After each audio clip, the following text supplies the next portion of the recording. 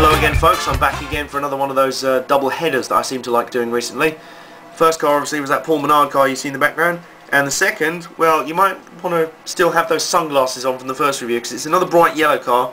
Not quite as zingy as Paul Menard's car, but bright enough.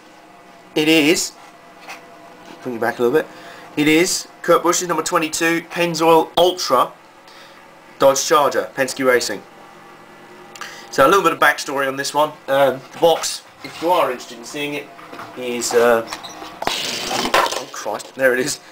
There we go. That's the box. Penske Racing, Dodge Charger, yeah, stuff like that. There we go. Well, there's the car. And a little bit of backstory.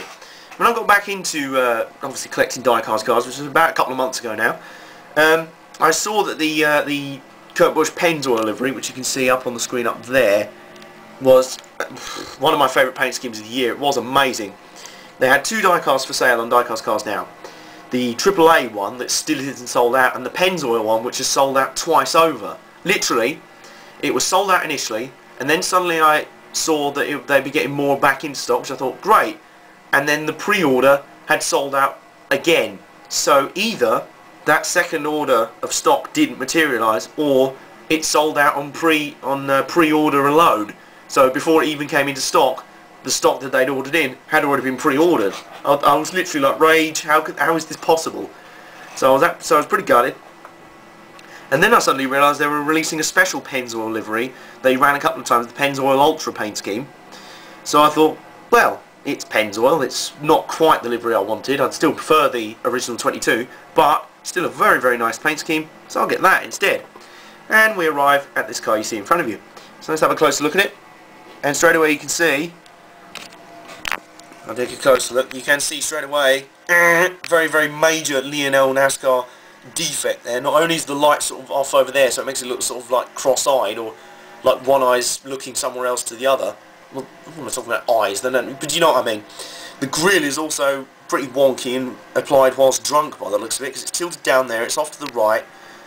Pretty poor show, Lionel NASCAR. I don't understand how hard it is to print things on cars, but to be honest, and then the numbers are too far up on this side. I mean, have a look. There you go, that's where they should be. And then, what's that? They're practically in the car, in the window.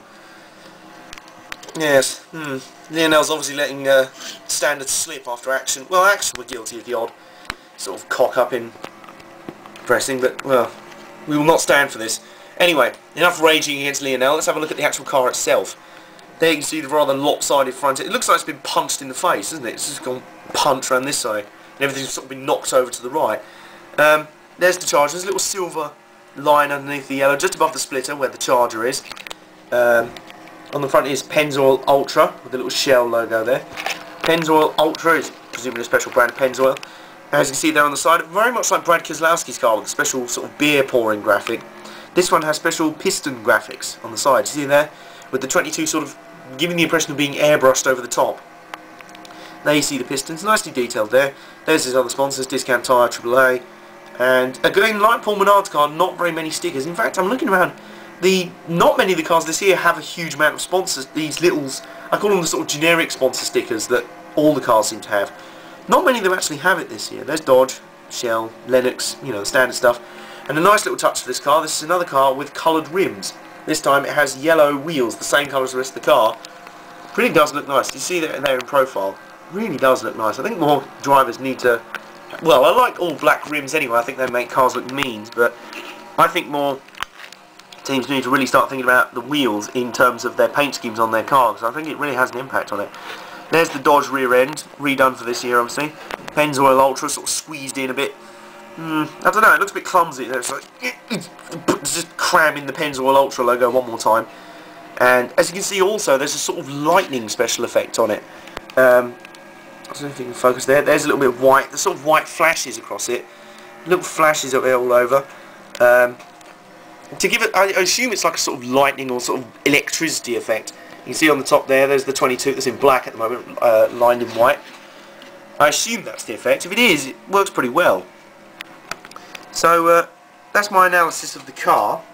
Lionel NASCAR quality rating, well, that's going to be pretty low. That's going to be about a 4 or 5, because that's just poor. But being so off, like, well, not hugely, but then cocking the number up just for good measure, as well as making the front end look drunk. It's pretty poor. Considering the Charger's grille is so distinctive, it's that massive thing on the front, that's really something you can't afford to get wrong. So the printing in this case was very, very dodgy, but I assume it's a random one, and I assume many of you actually have this diecast. It's fine, so I just got a dodgy one in this case. Been pretty lucky with them, to be honest.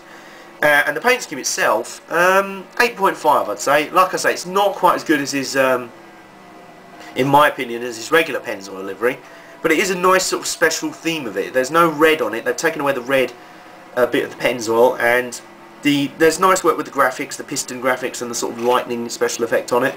So it looks pretty nice in the end. That's been my review of Kurt Busch's number 22 Pennzoil Ultra Dodge Charger.